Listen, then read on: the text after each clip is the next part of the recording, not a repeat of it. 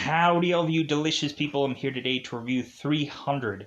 So this is a Frank Miller comic book movie, another one of those where it's like Sin Cities or kind of at some point like The Dark Knight Returns, like the animated movie. Um, so going into this thing, I can immediately say that this movie is to kind of fill the void of these big, massive battles of film, where you, of course, have like a bunch of possible history being like infused with like a bunch of gory and kind of visually interesting approaches in this movie. Like, I never really went out of my way to actually go on and watch 300. I think I've seen little clips and little bits and little pieces of it, but I never fully like went on and watched this film until now. So really, I think mostly pop culture will go and like showcase us, like the pit of death would really be the kind of go-to thing for them to use consistently, which I never understood what exactly that was until now, because I didn't go out of my way to see 300. Um, but once, like, I've seen stuff like Spartacus, I've seen stuff like Gladiator, I've seen Braveheart, and it kind of feels like everything that I just mentioned there is kind of the same similar thing to this. Uh, so really looking at it, I did like this visually. I think that this is a great film. I really like this film. It's really like, oh, okay, like since I've finally seen this, I can watch this again and enjoy it. And just hopefully I can talk about all this film and not get heavily confused, because there's a big, massive amount of stuff going and talking about all the battles and all the things visually that we're seeing in this film. So with that said, uh, yeah, it's another one of the like positive films. Really liked it. I thought it was great. So great for me might be different for someone else, because they might go on like, man, this movie gets really strange at a lot of points. I can understand that too, but I like the gory detail. I like that this movie goes into a much more adult approach to things instead of being at the kiddie table of wars and battles and whatever. So I can enjoy that. It kind of reminds me of uh, the opening episode of American Gods, where all of a sudden you have this one guy kind of like walking onto this beach to all of a sudden get pelted with 100 of arrows, and then he drops, and then like, what the is that?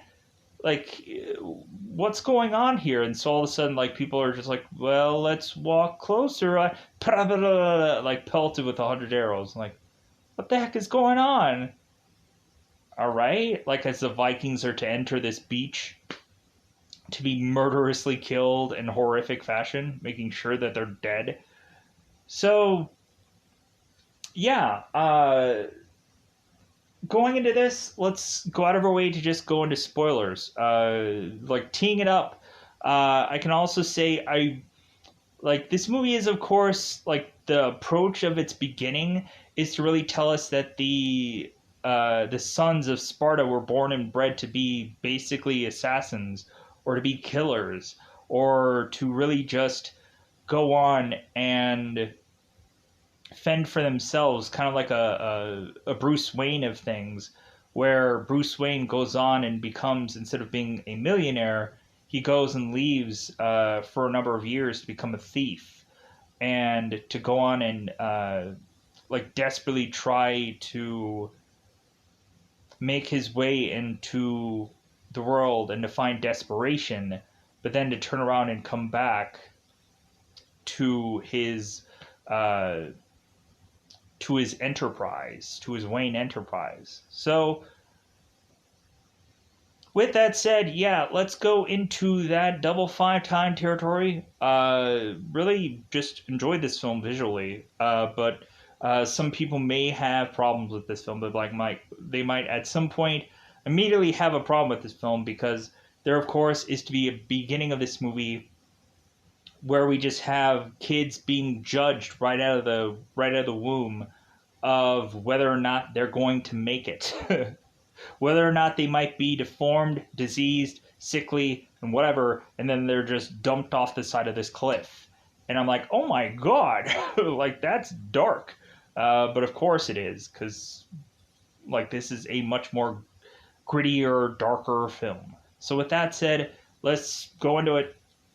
Let's just go into spoiler time. Spoiler time. It's about that time again to spoil this movie. So, really, in the very beginning of the film, we have Leonidas, who, of course, is to be trained by his father, and he's not holding back. Just schmack! Like, wow, okay, Dad. So, Leonidas is to be trained and to go into the wilderness, and he's just to have a spear with him. And so we have this kid who is to go and fight other kids to the death, basically, and then go on and have a wolf kind of approach him in the middle of the night. So Leonidas is to go on into this kind of rocked-esh like place where the opening starts to more and more narrow. And so as the wolf is trying to lunge to Leonidas, the wolf realizes it had gotten stuck. And so Leonidas goes on and goes into the killing blow of things, kills this wolf, takes its fur and whatever to create his own clothing. And people are to now welcome him back as a man, because basically, no matter how old he is, it's like, well, that's like, you're a man now. So now that Leonidas has gone through that cycle, we now have him as a much older Leonidas who is going on and teaching his son strategy and techniques, and kind of also just kind of training him, so to speak. And so, because for all these guys, it's like, well, hey, like, me training you now, like, you should always realize there's going to be a life and death situation. So, all of a sudden, Gorgo and Leonidas' people are telling him that there is a messenger here. And so he's like, okay. So Leonidas goes on and is to meet this Persian messenger, like, hey, what's your message? What did you come here for? And the Persian messenger is to go on and tell him, it's like, well, hey, earth and water. Leonidas is like, okay, you just came here to tell me earth and water? Like, what the is that? what are you saying? But then all of a sudden we have just the Persian messenger like, oh, well, that's not it. Like, I'm also going to go ahead and tell you that we have, like, our king, who is to be Xerxes, who is just really wanting to go on and, like, enslave all of you and control all of you, because, like, he's coming for everyone, and he's going to come through and want everyone's allegiance for them to all kneel down to all the Persians. And so we have Leonidas, who's like, well, hey, like, messenger, come on and walk with me. So we have Leonidas going and telling this Persian messenger, well, here's the thing. The Athenians, or the Athenians, were not going on to agree with what you're going to do here. Those boy lovers and philosophers. So why would we go on and agree with you? And so we end up having, of course, this messenger that's like, well, like, you defying against, like, a god, which I guess is to be Xerxes, is to be a mistake, and it's madness. And so Leonidas is like, you know what, you should be careful of how you talk to me. Like, you come here and you mentioned that, like, all of my people will become slaves and this and that. Like, you should really choose your words wisely. And so we go on, and after this like transition of things, we have Leonidas going on and looking at all his people, looking at his wife, looking at the queen. So Leonidas goes like, well, because we just have this messenger going on that's saying like don't defy the gods, don't defy Xerxes, don't like this is madness if you don't go on and do what I am to tell you here. So Leonidas turns to this messenger and goes, "This is Sparta." Pah! Frickin' kicks him into the pit of death, and we have all of the Spartans who shove all these Spartans into the pit of death also to die the same way of this messenger.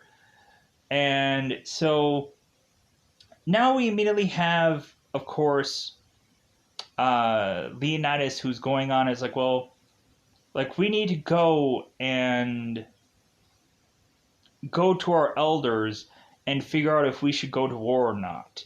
Like we'll tell them our plan, we'll like try and convince them, we'll give them gold and all kinds of things to kind of win them over, and we'll have these E4s who are to go on and have us go to this oracle and tell us what to do. So we of course have Leonidas doing all that, telling them that they're going to go and do these like hot gates and kind of put these kind of things up to where eventually he goes and takes down a lot of these Persians. And so the E4s are going to the oracle, and this oracle is to basically be this pretty woman that I guess is to possibly from time to time be possessed by this entity of sorts. Not quite sure about that one, like whatever that ends up being a thing. So we have the E4s who weirdly licks one of the oracles. I'm like, oh my god, that's so gross. It's so gross. So this oracle is telling E4, and he's like repeating everything that she's saying. And really all that this oracle is to tell them is about the Carnea, which is to basically just, well, like, you know what, like, just put on a festival. Like, just go on and just, like, treat everything like a normal day, and because if you go against the Persians, you're going to lose, you're going to die, you're going to fail, so how about you just go on and just put on a festival, because, like, just, like, honor the gods, and just do a festival, because, like, you're basically effed here. So, of course, Leonidas, not wanting to hear this, he's like, like, I'm going to go off and do whatever I want. F these people. I'm going to go and do what I want to do. So, we go on and we have, of course, Theron, that is to be this kind of politician who's getting paid off by some Persian, and this Persian is promising Theron to be getting a number of oracles and a number of beautiful women for Theron to just kind of be happy and whatever. So we go on and we have Leonidas who's getting a number of men that is to be close to 300. So we have Leonidas going through and kind of checking and seeing a bunch of guys, because all of them are to, I guess, be having sons that are carry on their name. We, of course, have Leonidas going to the captain saying, like, hey, isn't that your son there? And so the captain's like, yeah, it's Astanos. Like, he's, like, old enough to fight here. And Leonidas is like, well, is he your only son? Because he technically hasn't laid down with a woman yet. And so the captain's like, well, I have many of other sons. And he's like, oh, okay, good enough for me. So we also have Michael Fassbender in this movie, which I kind of thought was interesting. So, and he kind of has like his thing where he's like, I will fight with you, Leonidas. Like, okay, great. Cool, party bonus. High fives, everybody. So while these guys are walking on, we end up seeing this hunchback into the background, which we end up finding out later is to, of course, be a character called affiliates, affiliates, affiliates. I'm going to butcher that name a lot. Who, of course, is to be this kind of deformed uh, guy who had left, who his parents had left Sparta so that way this kid wouldn't have gotten dumped off this cliff because they wanted to keep their child. And so this guy wanted to come and fight with the Spartans, but when Leonidas is to talk to him, he's like, you know what? Like, you can't actually lift your shield high enough to protect others. So, like, I can't have you go and fight with me if you being with us is going to possibly kill others in the process. So, sorry, but no. Because you need to protect other people besides yourself. So, we go on and we have, of course, Leonidas going and meeting with the Arcanians. And their, of course, leader is to be a guy named Doxon. And so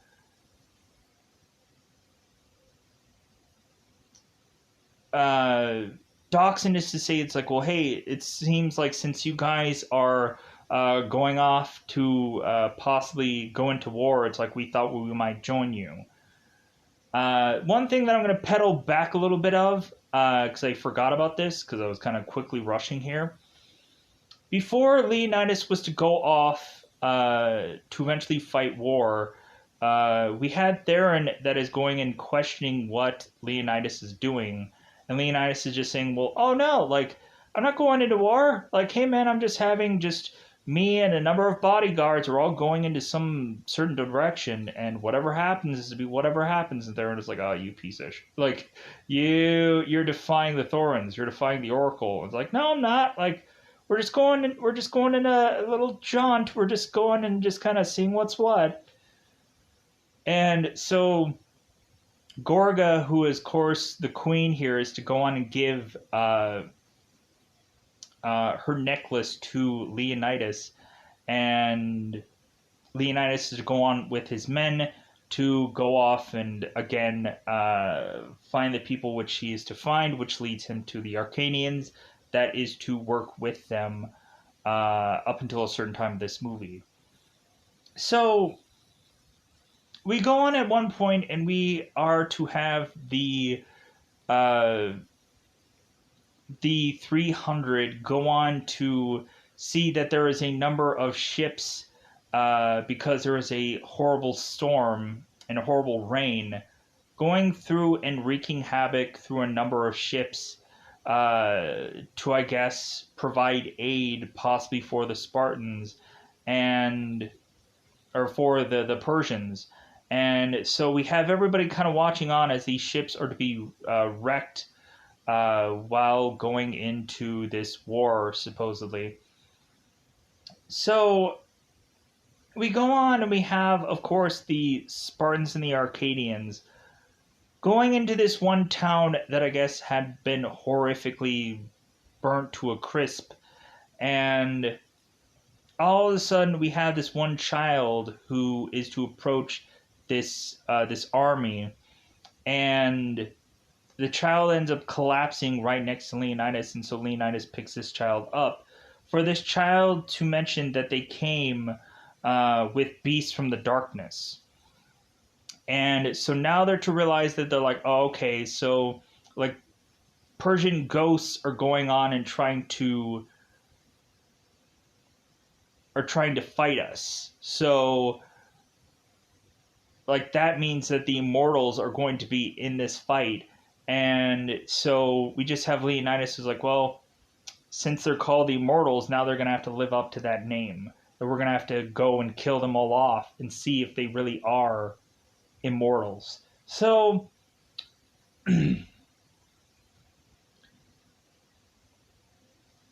So we go on here, and we of course have one point where the queen is going on and talking to her loyalist. And really, at first, the start of this, uh, we have this kind of gossip that's going on. And the queen is like, I don't have time for gossip. Like, I don't want to know anything. And so this loyalist is telling her about Theron and that he's possibly defecting. And so we have it where more and more this loyalist is wanting to tell this queen to talk to the council to eventually bring up more Spartans to fight alongside, uh, of course, these Spartans from before, these 300. And so, because eventually both the queen and the loyalist end up having another talk where the loyalist is really just bringing up the fact that, oh hey, like your like son is going to be coming of age pretty soon to go into like the trials of becoming like of being a man, basically going off into the wilderness and having to hopefully kill a wolf or some other kind of animal of sorts. So like I kind of got all of that out of the way. So we go on here, and we now have this uh, this massive wall filled with both Persians and rocks, because the Spartans and Arcadians had decided to build this whole wall filled with dead men. And so we have this Persian emissary who is to make his way to uh, of course these Spartans. And so we have Stelios mentioning that, like, well, hey man, like we're gonna just uh, build a bigger and bigger wall with more of your dead men.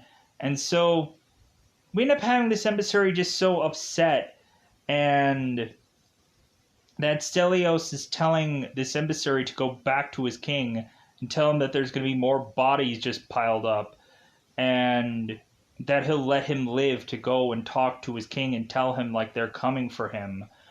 And so this emissary is saying like, well, like our numbers will overwhelm yours, and that we will bring so many arrows to you that will block out the sun.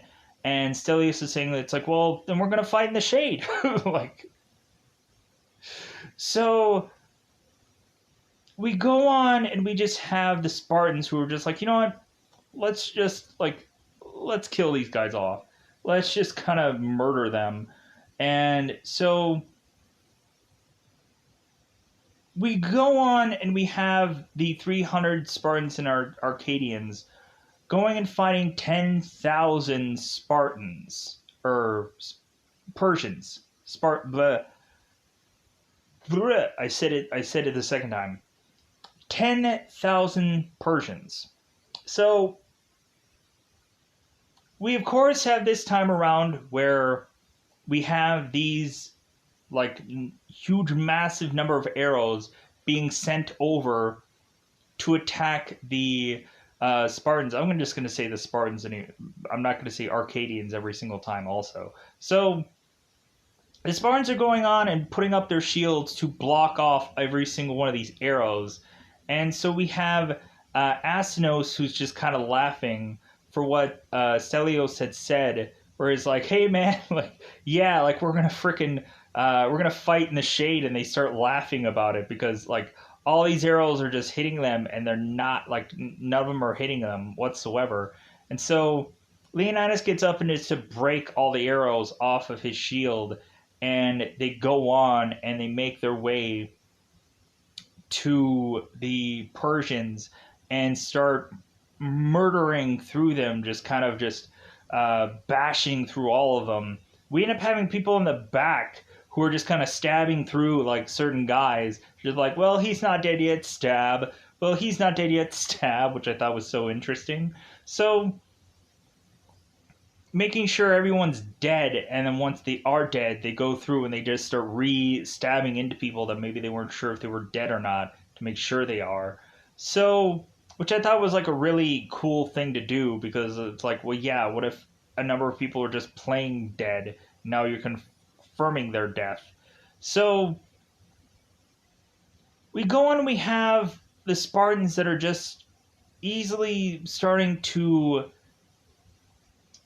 take down these Persians, to the point where Leonidas is telling all the Spartans, like, hey, it seems like these Persians are getting really thirsty. Like, hey, we should go and like help them be able to like quench their thirst by knocking them over this cliff into this water. So we of course have the Spartans just kind of knocking all these Persians over this cliff, and so now we have we now just have Xerxes, that of course is to be just really upset by his Persians getting just licked so easily. And because we had the one emissary who was to use this whip and like crack this whip against Stelios, and it's like, you know what, like, it's kind of like a sword against a whip just doesn't really make rational sense. But so we then go on here and we are forced to now have the Spartans face against the mortals. And so the mortals end up coming with this secret weapon of this big uber immortal, which is be this big massive character. And we end up realizing that the immortals are to, I guess, be people who sharpen their teeth. And there's like whole like myths and stories about these immortals. So we go on and we have the Spartans going and fighting the immortals, and here's where we start seeing some Spartans being killed off here. And I'm like, oh, okay, so like these guys are much more equal to fighting skill with the Spartans. I'm like, oh, okay, this is going to be a lot more interesting. So we also have at one point where we start to get like animals in these battles, where we all of a sudden randomly in one battle have this rhinoceros that makes its way from one side to the Spartans, and we have Asinos going and taking the spear, chucking it and hitting this rhino, and the rhino ends up just tipping over and falling right in front of their feet. So, and then later on in the battle, we end up having these big, massive elephant-like things that like end up getting toppled over also, just because it's like, like this is kind of dumb. Like these big, massive elephants, for them to all be carried off and like they're gonna die. So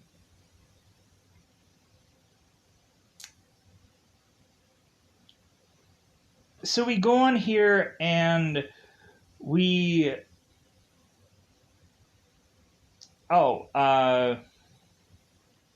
one other thing about that battle and how they were to take out the immortals was simply because they had put that whole Persian wall.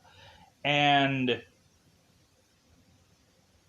when the immortals were going and wanting to climb over that wall, the Spartans were to knock the wall over, which kind of took out some of the immortals and kind of made it kind of even for things here. And so also the Spartans had gone first in the immortals battle and tried to take a lot of those guys out, but then they were kind of eventually kind of waiting until a certain time for the Spartans to call for the Arcanians to come back and to kind of be their kind of reinforcements for them to go and finish up with the battle with the Immortals and take the rest of these guys out. Uh, Hence why they won that battle. So we now have Xerxes that is to be even more upset with how like these immortals are losing this battle, to the point of Xerxes now taking all of his generals and having this executioner go and chop off their heads, because he's just so furious with how these guys are not like producing him a victory at this point. So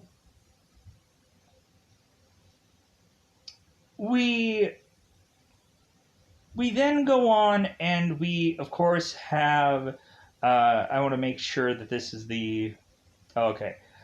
So we of course have Astynos and Stelios going on and fighting more of these immortals, and all of a sudden we have at one point, I think, a immortal with a horseback that ends up going and chopping off the head of Astynos. And so all of a sudden the captain, riddled with grief, is going through and killing any last number of immortals or Persians or whatever left, because of course of his son dying. And so now riddled with grief and just bloodthirsty, we had the captain going off and just kind of mourning in his own way. And so when the captain comes back, Leonidas is telling the captain, so, well, I mourn, like, or my heart breaks because of your loss. And the captain is to mention that his heart is to be filled with wanting these Persians to be all killed and murdered and whatever, and he's going to take out all of them. So we have at one point where we have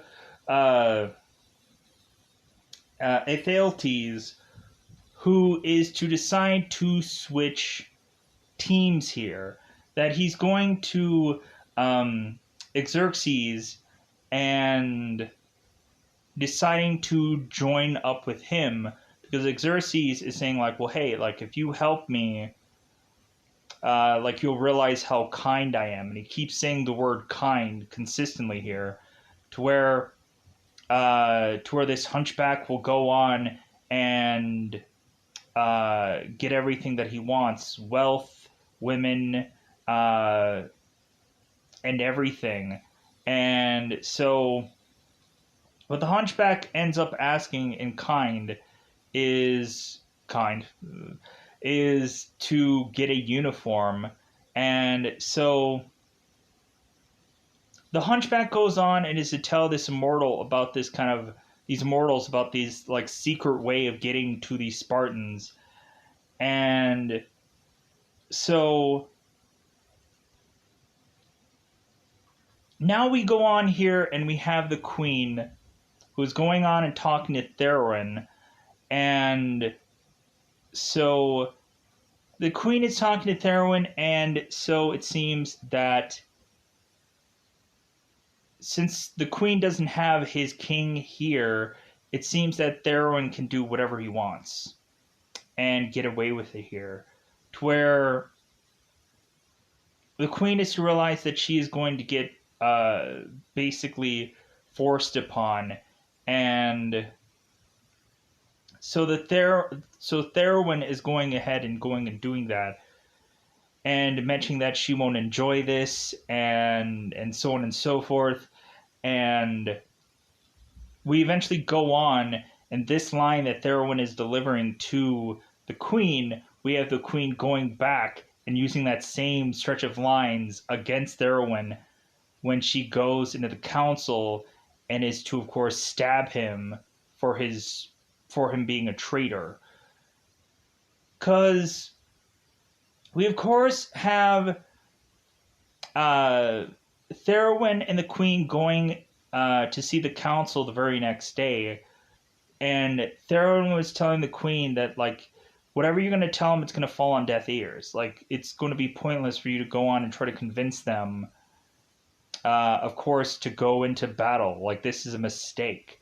And so we have the queen going on and trying to convince these councilmen, and Theron is to just try and shut her down as much as possible, saying that she's basically that the queen is basically now without her husband present. Uh, Theron is to realize that the queen is tossing her body around for anybody to have, and all of a sudden the loyalist is telling Theron to shut up, and Theron is telling the loyalist, it's like, well, yeah, like, I bet she offered her body to you too, that loyalist. And so we go on and we are to kind of have Theron kind of breaking the queen down as some kind of hoe, basically, to this council people. And so the queen just goes off and stabs Theron. And so they end up going and finding out as he drops that he has a number of Persian coin on him, and they're like, "Oh, like, look at this! Like, he's a freaking traitor! Yeah, like, we should freaking kill this guy." So we now have the big, massive final battle between both Spartans and what is left of the Persian army. We have eventually the Arcadians that go on to leave because they realize that, like, there is no way for them to win this battle, that they might as well surrender or retreat because there's no way that they're going to win this. Like, it's a waste. And so Leonidas is like, well, go on then. Like, I don't care. Like, leave. Like, we'll go on and we'll fight this with or without you. We don't care. So this guy gets on his horse and he freaking gallops away. And so Leonidas is going and grabbing Dilian. And so he's telling him, it's like, well, hey, like, you have the ability to do something that no one else can do, and that's tell our story.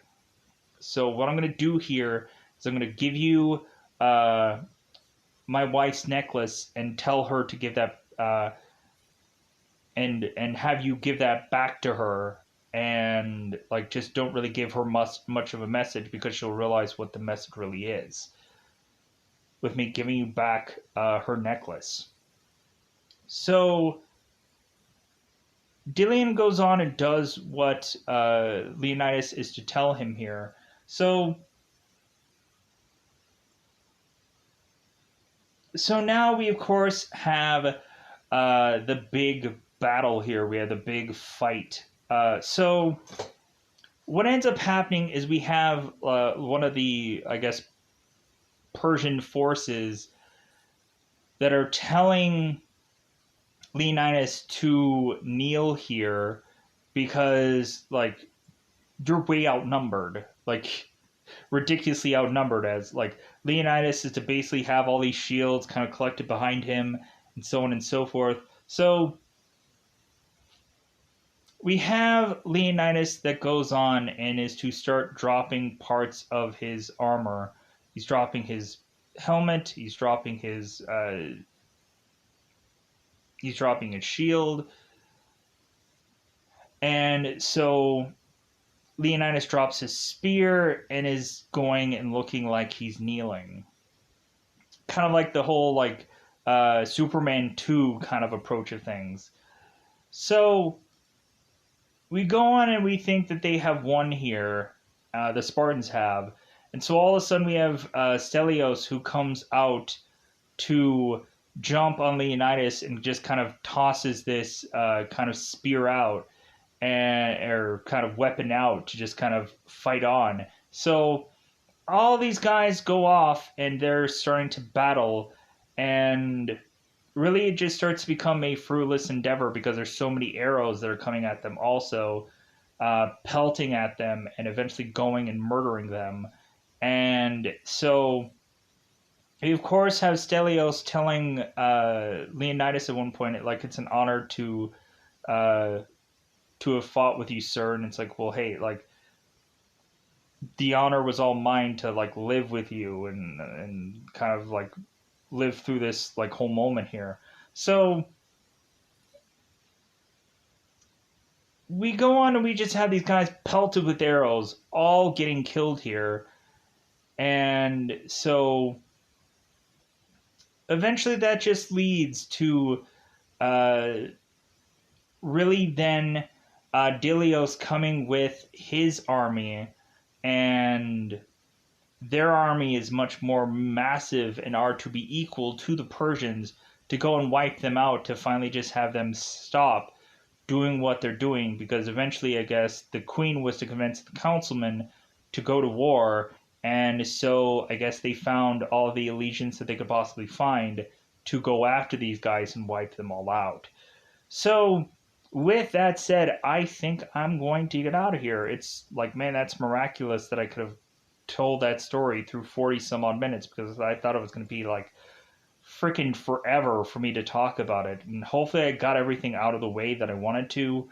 I'll admit that this wasn't in perfect detail. Like, there was some stuff where I had to remember at some point, and I kind of had to like kind of rebound on, simply because there's a lot going on in this movie. It's 2 hours worth of a film that I condensed all in 40 minutes. And so really with that saying, like, man, that's kind of miraculous because like there is so much to talk about in this movie, and there's probably a lot I left out as far as dialogue, as far as whatever. But I also kind of sped up through like just saying like, well, I'm not going to go on and mention every little scene. I'm going to combine certain scenes together if they're in familiar territory with whatever. So, with that said, I think I'm going to get out of here feeling good about finishing this movie. Maybe at some point, I think there is a sequel to this, kind of like Sin City. It's kind of tempted to just go into a sequel of that. Um, but yeah, but it's also like I think this movie is much more convenient to find than the sequel film. So I don't know. We'll kind of see about that, whether I want to approach the sequel. Depends on how well this does. If nobody cares about it, then it'll just be another thing that I did at some point. Like, I just wanted to just do this because it was kind of different than everything that I have been doing, whether it's been like a superhero thing or whatever. Like, I think this is kind of familiar to like The Witcher, but so it's not like hugely like leaps and bounds different than anything, but like it's kind of a big battle movie, and I haven't done those in a while. So, um, with that said, I am going to get out of here. Goodbye, everybody. Bye, everybody.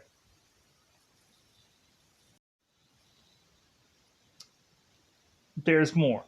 Well, I guess I didn't mention any of the big, massive final battle spots where we have kind of Leonidas telling Ephialtes that, like, hey, like, you, like, I hope you live forever. Like, for you to just kind of be kind of having this thing on your conscience about you going on and, like, turning against the Spartans.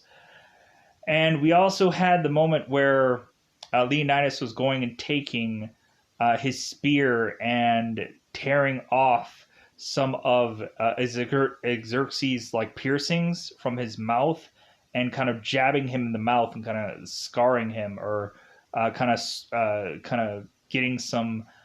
He technically made God bleed here, and so that was kind of the big wrapping up of here. But still, like, the guys and all the Persians end up getting pelted with arrows and ending up getting killed. So I guess that's the one thing that is to still be in my mind, is to be the main focus there. But I guess little tiny details about like battles and stuff like that I didn't heavily go into, or really I just kind of rushed through them to just kind of go like, oh, okay, there was this battle, there was this thing, there was that thing there.